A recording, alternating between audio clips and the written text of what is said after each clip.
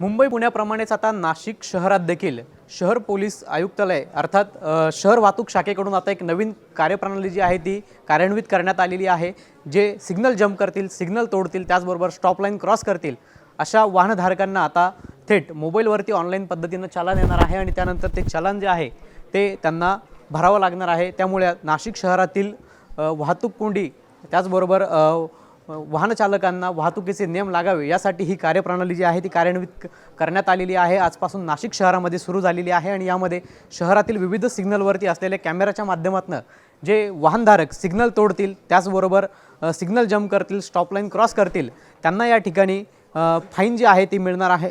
आपण जर या ठिकाणी बघितलं तर अशा पद्धतीने ह्या नाशिक शहर पोलीस आयुक्तालयामध्ये जी कमांड कंट्रोल रूम आहे यामध्ये संपूर्ण शहर वाहतूक शाखेचे जे कर्मचारी आहेत ते अशा पद्धतीने त्यांचा यावरती कंट्रोल असणार आहे। आपण जर या ठिकाणी बघितलं तर शहरातील विविध सिग्नल जे आहेत ते आपल्याला या ठिकाणी स्क्रीनवरती पाहायला मिळत आहेत आणि ज्या वाहनधारकांनी नियम मोडलेले आहेत त्यांचा देखील नंबर जो आहे तो या ठिकाणी ट्रेस होतो आणि त्यांना देखील या ठिकाणी आपल्याला जो ऑनलाईन चालान आहे तो गेल्याचं पाहायला मिळतंय। साधारणतः आपल्याला या ठिकाणी 500 रुपये चालान जो आहे तो वाहनधारकांना गेल्याचं पाहायला मिळतंय।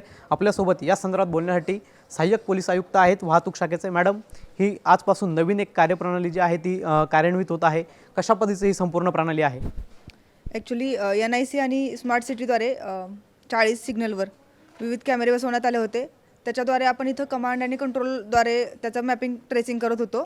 तर सध्या माननीय CP सर संदीपजी कर्णिक आणि माननीय उपायुक्त मॅडम कृतिका मॅडम यांच्या मार्गदर्शनाखाली आपण चलान सिस्टीम ॲक्टिवेट केलेली आहे। याच्यामध्ये आपण जे चलान जनरेट होतील ते आपल्याला 2 पोर्टल आहेत। एक विहान पोर्टलवर दिसेल, जे सगळे चलान जनरेट होतील ते विहानमध्ये आपण मॅप करू, आपण ते व्हेरीफाय करू। ह्या आपण 2 गोष्टीसाठी हे चलान व्हेरीफाय करू। एक तर गोष्ट म्हणजे चलान जनरेट झाले ते योग्य चलान जनरेट झाले किंवा कसे, आणि दुसरं की जे चलान योग्य चलान जनरेट झाले त्याचा व्हेकल नंबर बरोबर आहे किंवा कसे। जर चलान व्यवस्थित असेल तर ते आपण पुश करू। पुढे दुसरं पोर्टल आहे ITMS पोर्टल, जे NICला कनेक्टेड आहे। याच्या थ्रू आपण ते चलान पुढं ॲक्च्युअलमध्ये जनरेट करून संबंधित व्यक्तीला त्याचा मेसेज जाईल आणि त्याच्यावर ते चलान इम्प्लिमेंट होईल। नक्कीच जे सिग्नल जंप करतील त्याचबरोबर स्टॉप लाईन क्रॉस करतील अशा वाहनधारकांना किती फाईन असणार आहे आणि त्यांनी कुठे भरायचा?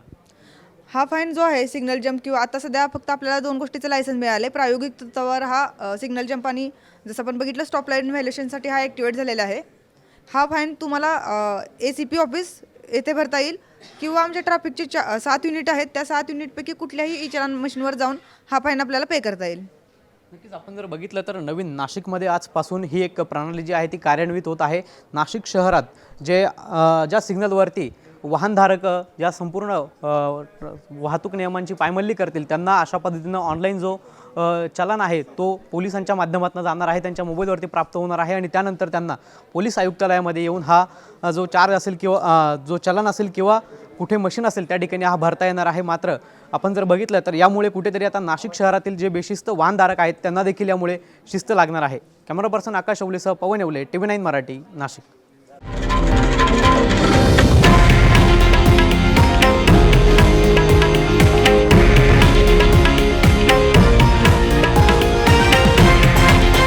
हे आहे देशातील नंबर 1 न्यूज नेटवर्क आणि आपण पाहत आहात TV9 मराठी, एकमेव।